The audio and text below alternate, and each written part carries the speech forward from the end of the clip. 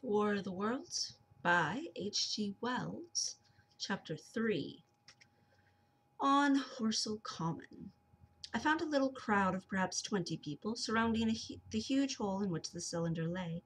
I have already described the appearance of that colossal bulk embedded in the ground. The turf and gravel about it seemed charred as if by a sudden explosion. No doubt its impact had caused a flash of fire. Henderson and Ogilvy were not there. I think they perceived that nothing was to be done for the present and had gone away to breakfast at Henderson's house. There were 4 or 5 boys sitting on the edge of the pit, with their feet dangling and amusing themselves, until I stopped them by throwing stones at the giant mass.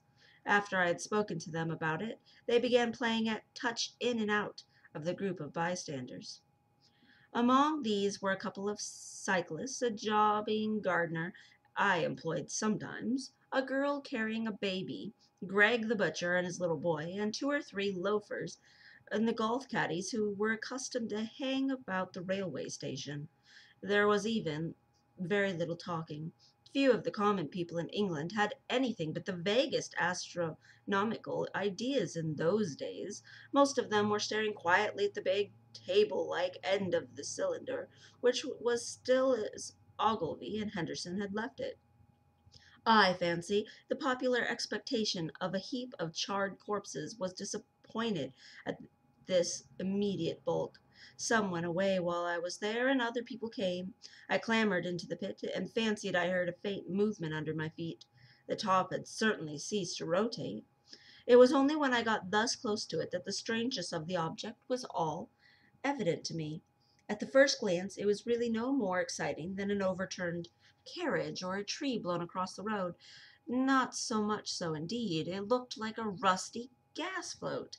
It required a certain amount of scientific education to perceive that the gray scale of the thing was no common oxide, that the yellowish white metal that gleamed in the crack between the lid and the cylinder had an unfamiliar hue. Extraterrestrial had no meaning for most of the onlookers.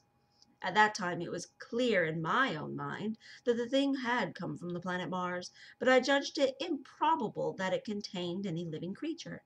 I thought the unscrewing might be automatic. In spite of Ogilvy, I still believed there were men in Mars. My mind ran fancifully in the possibilities of it containing manuscript on the difficulties in translation that might arise, whether we should find coins and models in it, and so forth. Yet it was a little too large for assurance on this idea. I felt an impatience to see it opened. About 11, as nothing seemed happening, I walked back full of such thought to my home in Maybury.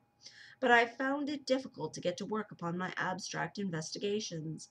In the afternoon the appearance of the common had altered very much. The early editions of the evening papers had started London with an enormous headlines: "A message received from Mars," "Remarkable story," "From Woking," and so forth. In addition, Ogilvy's wire to the Astronomical Exchange had roused every observatory in the 3 kingdoms.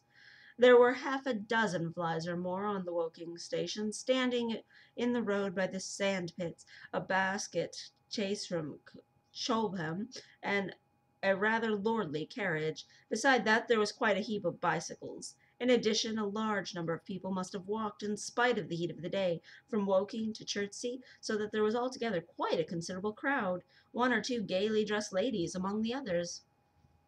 It was glaringly hot, not a cloud in the sky nor a breath of wind, and the only shadow was that of a few scattered pine trees.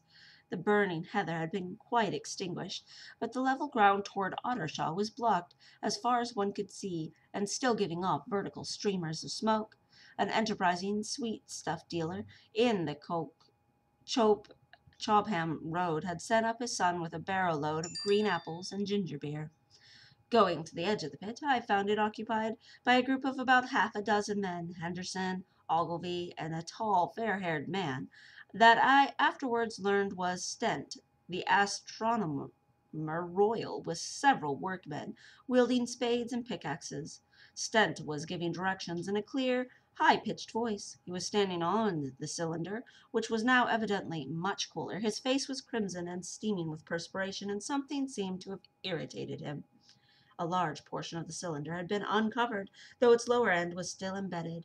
As soon as Ogilvy saw me standing among the crowd on the edge of the pit, he called me to come down and asked me if I would mind going over to see Lord Hilton, the lord of the manor.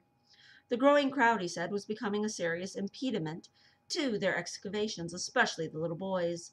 They wanted a light railing put up, and to help keep the people back. He told me that the faint stirring was occasionally still audible within the case, but that the workmen had failed to unscrew the top, as it afforded no grip to them. The case appeared to be enormously thick, and it was impossible that the faint sounds we heard represented a noisy tumult in the interior. I was very glad to do as he asked, and so became one of the privileged spectators within the contemplated enclosure. I failed to find Lord Hilton at his house, but I was told he was expected from London by 6 o'clock train from Waterloo, and as it was then about 5:15, I went home, had some tea, and walked up to the station to waylay him.